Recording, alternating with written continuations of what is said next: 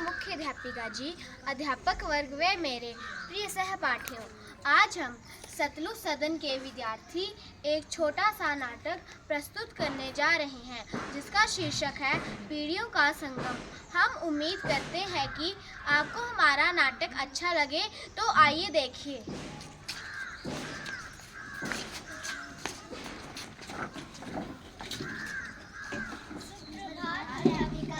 सुप्रभात बच्चों, अपनी अपनी जगह पर बैठ जाओ। धन्यवाद। प्यारे बच्चों, कल मैंने आप सभी को एक टेस्ट याद करने को दिया था, जिसका शीर्षक था मेरे प्यारे दादा दादी जी या मेरे प्यारे नाना नानी जी। उम्मीद करती हूँ कि आप सभी ने टेस्ट अच्छे से याद किया होगा। जी अध्यापिका जी। यह लेख 150 से 200 शब्दों का होना चाहिए। इस लेख पे आप वो सब लिख सकते हो जो आप अपने दादा दादी या अपने नाना नानी के बारे में जानते हो या महसूस करते हो।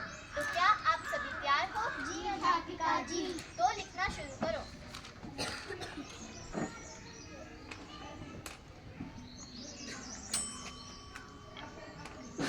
लिखने का समय समाप्त हुआ, लिखना बंद करो।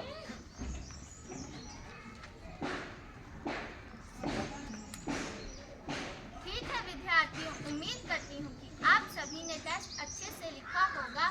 इसका परिणाम मैं आप सभी को कल दूंगी।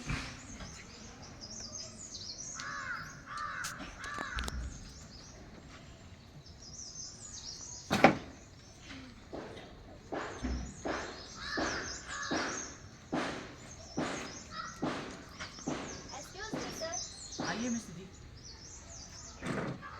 बताइए क्या बात है? आप बहुत परेशान लग रहे हो। सर बात ही कुछ ऐसी है। बताओ क्या बात है?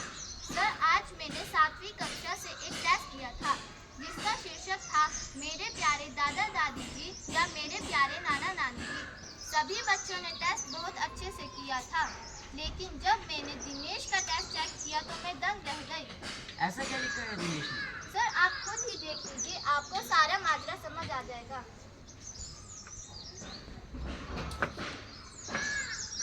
मेरे प्यारे दादा दादी जी, मेरा नाम दिनेश है। मैं 7वीं कक्षा में पढ़ता हूँ और मैं अपने दादा दादी जी से बहुत प्यार करता हूँ। वे भी मुझे बहुत प्यार करते हैं। मेरी दादी मुझे राजा रानी और परियों की कहानियाँ सुनाती हैं और मेरे दादाजी मुझे मेरे पिताजी के बचपन की शरारतों के बारे में बताते हैं। वे कहते हैं जब मेरे पिताजी छोटे हुआ करते थे तो वे बिल्कुल मेरे जैसे हुआ करते थे, नटखट और शरारती।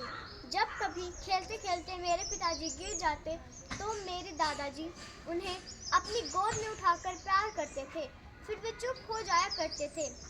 लेकिन आज जब मेरे दादा दादी जी को मेरे पिताजी के सहारे की ज़रूरत है तो वे अपनी जिम्मेदारी और फर्ज से पीछे हट रहे हैं। मेरी माँ मेरे दादा दादी जी को हमेशा कोसती रहती है। वे कहती है जब ये बूढ़ा बूढ़ी मर जाएंगे तो मुझे चैन मिल जाएगा। मेरी माँ मेरे दादा दादी जी को समय पर न खाना देती है और न दवा दारू। मेरे पिताजी कहते हैं कि मेरे दादा दादी जी पुराने ज़माने के हैं और उनकी सोच भी पुरानी है। यदि मैं उनसे बात करूँगा या उनके साथ रहूँगा तो मेरी सोच भी पुराने ज़माने की हो जाएगी और मैं ज़िंदगी में कभी आगे नहीं बढ़ पाऊँगा। मैं अपने दादा दादी जी से बहुत प्यार करता हूँ और उनके साथ रहना चाहता हूँ। दिनेश, कक्षा 7। ये तो सच में बहुत परेशानी की बात है। हमें इसके बारे में दिनेश से बात करनी चाहिए। जी सर। राजीव बेटा, जाके 7वीं कक्षा से दिनेश को बुला लाओ। दिनेश आपको मुख्याध्यापक जी बुला रहे हैं।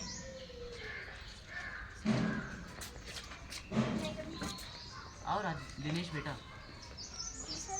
दिनेश, आपने जो टेस्ट में लिखा है क्या वो सच है? जी सर, मैं कभी झूठ नहीं बोलता। चुप हो जाओ बेटा, चुप हो जाओ। मैं आपकी परेशानी समझ सकता हूँ। अब आप ज़्यादा दिन अपने दादा दादी से दूर नहीं रहोगे, यह मेरा वादा है आपसे। अब आप जाके अपनी कक्षा में मन लगाकर पढ़ो। मिस निधि, आप अभी के अभी दिनेश के पिताजी को फ़ोन करो और कहो कि मुख्याध्यापक उनसे मिलना चाहते हैं। ठीक है सर। हेलो। हेलो सर, क्या आप दिनेश के पिताजी बात कर रहे हो? जी हाँ, आप कौन? मैं दिनेश की कक्षा की अध्यापिका बात कर रही हूँ। मुख्य अध्यापक जी आपसे मिलना चाहते हैं। क्या दिनेश ने कोई शरारत की है? नहीं सर, सिर्फ आपको स्कूल में आना है। ठीक है, मैं स्कूल की छुट्टी होने से पहले स्कूल आ होगा। ठीक है सर, सहयोग करने के लिए धन्यवाद। सर क्या मैं अंदर आ जाऊँ? आइए मिस्टर मोहन। नमस्ते सर। नमस्ते, बैठिए। जी सर, क्या बात है? आपसे एक ज़रूरी बात करनी थी। जी कहिए सर, क्या बात है? दरअसल हमारे स्कूल ने एक नया नियम बनाया है जिसके बारे में आपसे बात करना ज़रूरी था। कहिए सर, क्या नियम है? आज के बाद आप अपने बेटे से हिंदी या पंजाबी में बात नहीं करोगे क्योंकि वह एक अंग्रेज़ी माध्यम स्कूल का विद्यार्थी है और अगर आप उससे अन्य भाषा में बात करोगे तो वह अंग्रेज़ी नहीं सीख पाएगा। उम्मीद करता हूँ आप हमारा सहयोग करेंगे। लेकिन सर ये तो बहुत मुश्किल है, बहुत ही मुश्किल।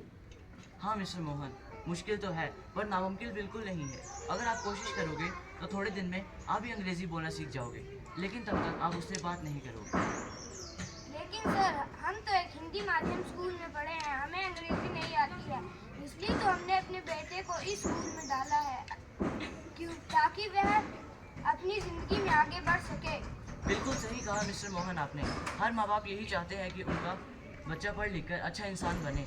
हर पीढ़ी के मुताबिक सोच बदल जाती है, हम इसे पीढ़ियों में अंतर भी कहते हैं। क्या मतलब सर? क्या आप मानते हैं आपके और आपके बेटे की सोच में अंतर है? हाँ सर, जो सुविधाएं हम अपने बेटे को दे रहे हैं वह हमारे समय पे नहीं हुआ करती थी। एक सवाल और मिस्टर मोहन, जो सुविधाएं आपको मिली क्या वो आपके पिताजी को भी मिली? नहीं सर, तब तो स्कूल भी नहीं हुआ करते थे, अगर एक आधा हुआ करता था तो वहाँ सब बच्चे नहीं पढ़ पाते थे। यही समझाने के लिए मैंने आपको यहाँ बुलाया है। आप कहना क्या चाहते हैं सर, जरा साफ साफ तो कहिए। मतलब आपके पिताजी के समय स्कूल भी नहीं हुआ करते थे और टेक्नोलॉजी